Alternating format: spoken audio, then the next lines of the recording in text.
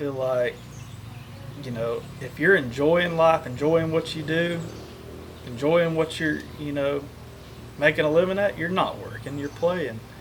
And I just like to play.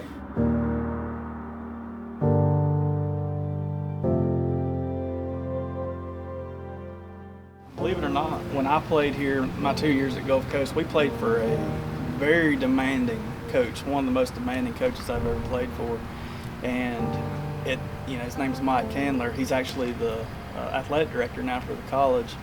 He had a way of pushing the most out of his players. He was a psychology major, and man, he made guys compete. And playing for a tough guy like that really helped my mental toughness, as I matured in life. And at the time, I didn't see that. I see it now when you get to day 4 in Elite Series and you have nothing left in the tank and you got to grab another gear. You see that mental toughness come out that was molded on a baseball field in college. And, you can't trade that for nothing. I wouldn't trade any of my years playing sports, because that was what made me the man I am today and made me who I am. The competitive nature started way before college, and I've always been competitive. I played sports from, the time I was 5 years old. And fishing's a little bit different though. You have that relaxation aspect, enjoying the outdoors, being outside. You have that aspect, but then you have the intensity of competition. And I don't know, it's not one and the same with other sports. It's kind of in its own category. Being able to relax and have that level of intensity is definitely something special.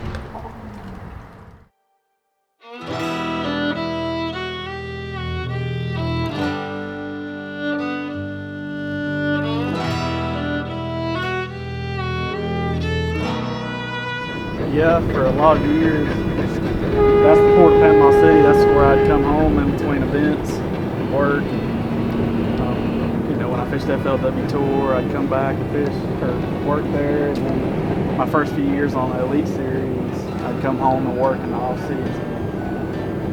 That's a lot of motivation when you work at a place like that. You're right here on the water, and it wasn't the best place to work. I mean, it was a rough place. They don't call it roughnecking for nothing. And longshoreman work, it definitely motivated me to catch them better. Lucky for me, I started catching them, good enough in around 2018. Fishing's all I have to do now. So I can look at that place, and I don't miss it, I'll tell you that. I grew up in Panama City, and around all this, you would think that I'd be a saltwater guy, but I really didn't saltwater fish much until I met Fred. And it's interesting how saltwater, red fishing, these flats, and bass fishing kind of collide and our styles kind of align. I took the bass fishing so much because the competitive aspect of it and tournament, fishing. But if I was just a recreational guy, this would be, what I would do in my downtime, fish for saltwater, because we've got endless miles of great saltwater fishing, flats fishing. I can go out in the Gulf where I live, just tons of different things to do and tons of different species to go after. Yeah, it's Florida's always been known for hurricanes, and you've got a salt of the earth kind of people here that their roots run deep, and a lot of us never left for that hurricane. I've never left for a hurricane, much less Hurricane Michael. And had I known it was going to be as bad as it was, I probably would have been, having a family and all. But yeah, I mean, the town has really come back and grew back stronger. For a brief time after the hurricane, I moved and lived in Georgia. I wanted to have me a farm up there because I love deer hunting and I'm passionate about that.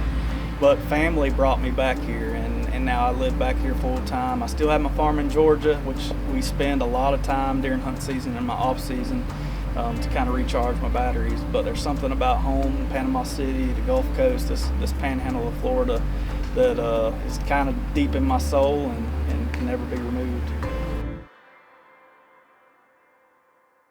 Man, I'm pretty simple. I'm fishing for a living and I'm providing for my family and enjoying what I'm doing. That's the biggest thing that I can take away from this dream or this path that I've chose is, yeah, it's a job, it pays the bills, but I don't feel like I go to work.